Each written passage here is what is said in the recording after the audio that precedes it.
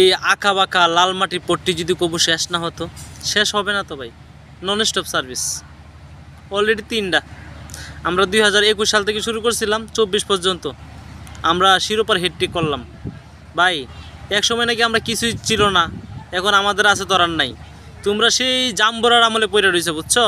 ওই যে জাম্বুরার আমলে জাম্বুরা দিয়ে বিশ্বকাপ খেলছো, আর এখন তোমরা আধুনিক যুগে এসে সেগুলো গপ্প মারাও, তাই না ভাই? লেভেলে আসো।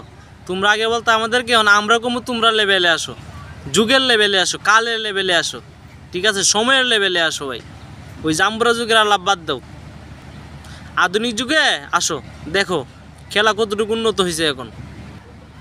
কলম্বিয়ার কোনো সমর্থকই ছিল না বাংলাদেশে, ইতিপূর্বে আমি কখনো দেখি নাই। কিন্তু আজকের খেলা যাহা আমি উপলব্ধি করিলাম তাহা বটে দুঃখজনক। কেননা প্রথমার্ধে মেসি বাহিনী খুব একটু কম খেলছে, যাই হোক কলম্বিয়া অনেক আগিয়ে ছিল।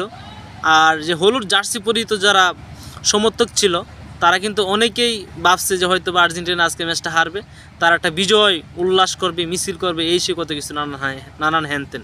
কিন্তু না, শেষ পর্যন্ত মুরব্বির মা শেষ হইতে পাই দেখাই দিছে আমরা ট্রাইব্রেকার না, আমরা খেলায়ও জিততে পারি। তোমরা তো সব দিক দিয়ে মারা খাও, খেলায়ও মারা খাও, ট্রাইব্রেকারও মারা খাও। খাও ভাই খাও, কোনো সমস্যা নাই। আসলে আমি 7 আপ বয়কট করছি, নাইলে আমি আজকে একটা 7 আপ খাইতাম, খুব ইচ্ছা ছিল 7 আপ খাওয়াইতাম, আমি আপনাদেরকে দেখাইতাম, মানুষের মধ্যে বিতরণ করতাম। কিন্তু আমি এটা বয়কট করছি, এই কারণে আমি এটা পারলাম না।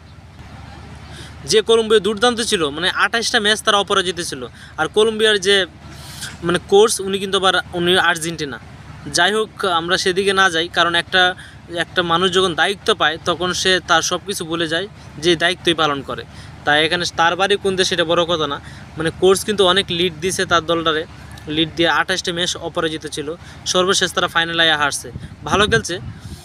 কলম্বিয়া খুব ভালোই খেলছে, আমি তাকে খারাপ বলবো না, কিন্তু শেষ পর্যন্ত তারা ধরে রাখতে পারে নাই আর কি সেই খেলার এটা মোমেন্টামটা। অনেক সময় কলম্বিয়ার পক্ষে গেছে প্রথমার্ধে, কিন্তু দ্বিতীয়ার্ধে যখন খেলা শুরু হয়েছে, দ্বিতীয়ার্ধে 90%ই বলেই আর্জেন্টিনা হাতের পায়ে রয়েছে। এমনকি লাস্ট যে 30টি মিনিট ছিল, এই 30 মিনিটও আর্জেন্টিনার পায়ে বল রয়েছে, যার ফলে আর্জেন্টিনা শেষ পর্যন্ত জয়টা ছিনিয়ে আনতে পারলো। তো সবার জন্য শুভকামনা। যারা হলুদ জার্সি পরিহিত ছিল আজকের সমর্থক, তাদের জন্য এক বালতি সমবেদনা। আর এই ম্যাচটা অ্যাঞ্জেল ডি মারিয়ার জন্য খুব গুরুত্বপূর্ণ ছিল, কেননা উনি এই ম্যাচটাই তার শেষ ম্যাচ তার লাইফে, জাতীয় দলের জার্সিতে এটাই তার শেষ ম্যাচ।